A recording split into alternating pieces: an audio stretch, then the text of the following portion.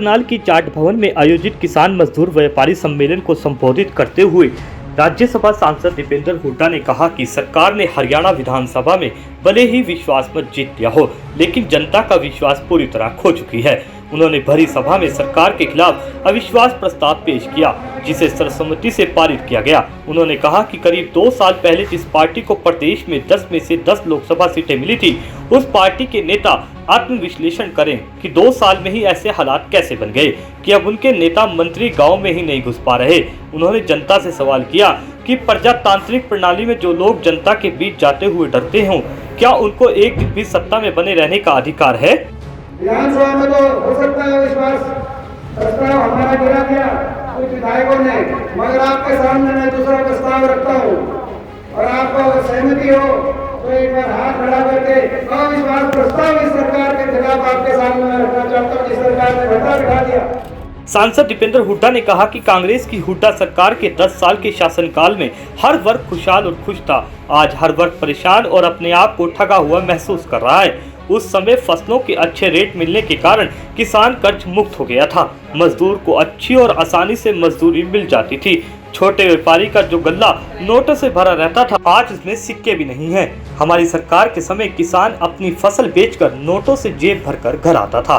आज वही किसान मंडियों से खाली जेब वापस घर आ रहा है। दीपेंद्र हुड्डा ने आगे कहा कि पिछले 4 महीने से किसान और मजदूर शांतिपूर्ण तरीके से सड़कों पर बैठे हैं, खुद तकलीफें झेल रहे हैं, लेकिन किसी को तकलीफ नहीं होने दे रहे। सरकार और किसानों के बीच बातचीत बंद हुए 2 महीने से ज्यादा समय बीत गया, लेकिन सरकार अपना अहंकारी रवैया छोड़ने तक को तैयार नहीं है।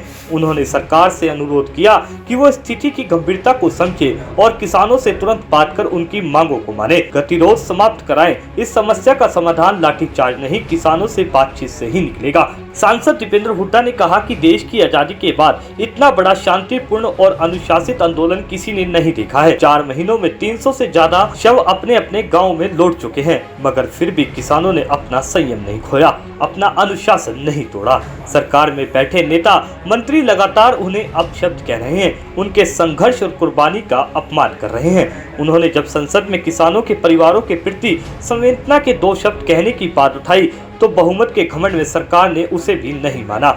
हरियाणा में नेता प्रतिपक्ष चौधरी भूपेंद्र सिंह हुड्डा के निर्देश पर किसान आंदोलन में अपनी जान कुर्बान करने वाले हर किसान के परिवार को कांग्रेस विधायक दल ने अपनी तरफ से निजी तौर पर 2 लाख रुपए की मदद देने का भी काम किया। दीपेंद्र हुड्डा ने एक बार फिर दोहराया कि प्रदेश में कांग्रेस की सरकार बनते ही किसान आंदोलन में जान की कुर्बानी देने वाले प्रत्येक परिवार को आर्थिक मदद व सरकारी नौकरी दी जाएगी।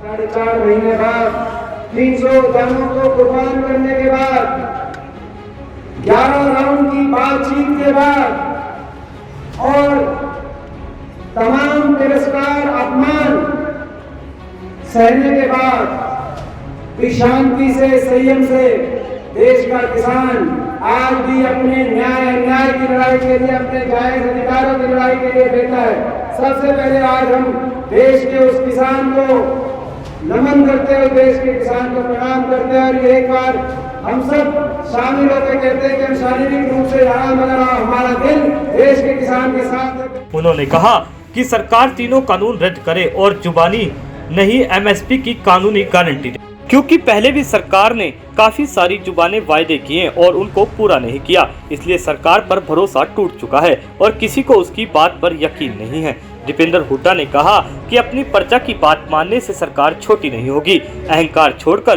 किसानों की बात माने सरकार। इतिहास में बड़े बड़ों का घमंड चकनाचूर हुआ है।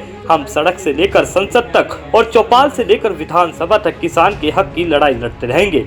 दीपेंद्र हुड्डा ने कहा कि सरकार की पूर्ण विफलता के कारण हरियाणा से उद्योग और व्यापार पलायन कर रहे हैं। असली चिंता का विषय ये है कि ऐसा कोई कारण नहीं है कि हरियाणा प्रदेश में बेरोजगारी दर देश में सर्वाधिक हो, क्योंकि इस प्रदेश ने दिल्ली को 3 तरफ से घेर रखा है।